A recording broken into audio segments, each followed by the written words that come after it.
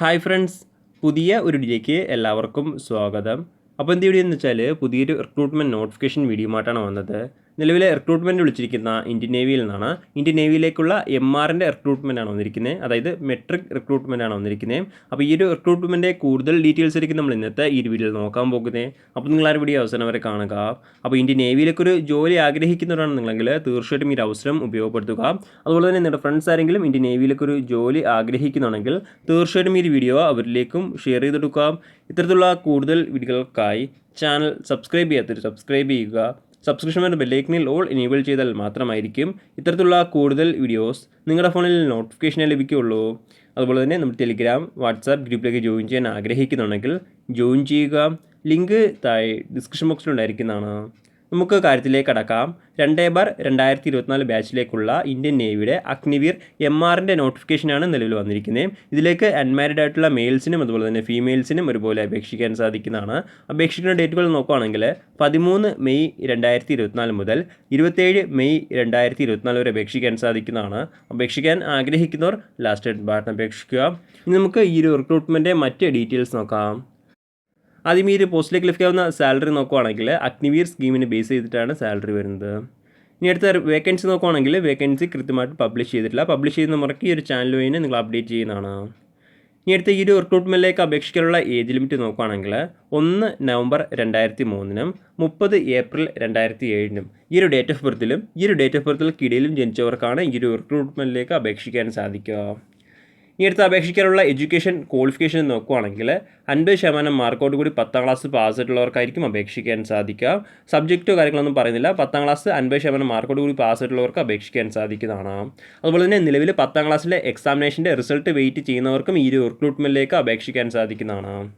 ഇനി അടുത്ത ഈ ഒരു റിക്രൂട്ട്മെൻറ്റ് സെലക്ഷൻ പ്രൊസീജിയർ എങ്ങനെ നോക്കുകയാണെങ്കിൽ ആദ്യം കമ്പ്യൂട്ടർ ബേസ്ഡ് ഓൺലൈൻ എക്സാമിനേഷനാണ്. അതിൽ ഷോർട്ട് ലിസ്റ്റ് ആവുന്നവർക്ക് PFT ഫിസിക്കൽ ഫിറ്റ്നസ് ടെസ്റ്റ്, അതിനുശേഷം റിട്ടേൺ എക്സാമിനേഷന്, ഇനീഷ്യൽ മെഡിക്കൽ ടെസ്റ്റ്, ഇങ്ങനെയാണ് രണ്ടാമത്തെ സെലക്ഷൻ പ്രൊസീജിയർ. മൂന്നാമത് ഫൈനൽ മെഡിക്കൽ എക്സാമിനേഷൻ. ഇങ്ങനെയാണ് ഈ ഒരു റിക്രൂട്ട്മെൻറ്റ് സെലക്ഷൻ പ്രൊസീജിയർ.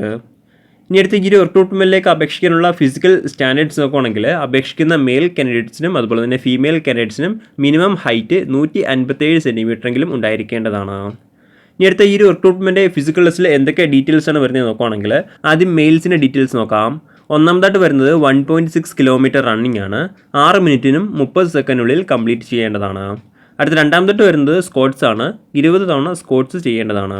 അടുത്ത മൂന്നാമതായിട്ട് വരുന്നത് പുഷപ്സ് ആണ്. 15 തവണ പുഷപ്സ് എടുക്കേണ്ടതാണ്. അടുത്ത നാലാമതായിട്ട് വരുന്നത് ബെൻഡിനി സിറ്റപ്പ് ആണ്. 15 തവണ സിറ്റപ്പ് ചെയ്യേണ്ടതാണ്. ഇങ്ങനെ 4 കാര്യങ്ങളാണ് മെയിൽസിന് റിക്രൂട്ട്മെൻറ്റ് ഫിസിക്കൽ ടെസ്റ്റിൽ വരുന്നത്.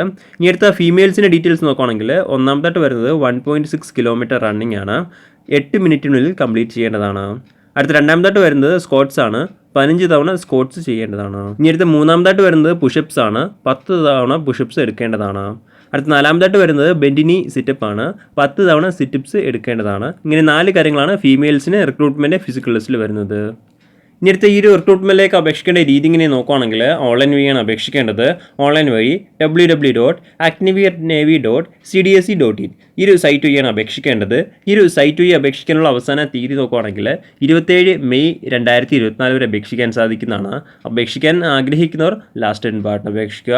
അതുപോലെ തന്നെ അപേക്ഷിക്കുമ്പോൾ ആപ്ലിക്കേഷൻ ഫീസും ഉണ്ടായിരിക്കുന്നതാണ്. ഏകദേശം 550 രൂപയാണ് ആപ്ലിക്കേഷൻ ഫീസ്.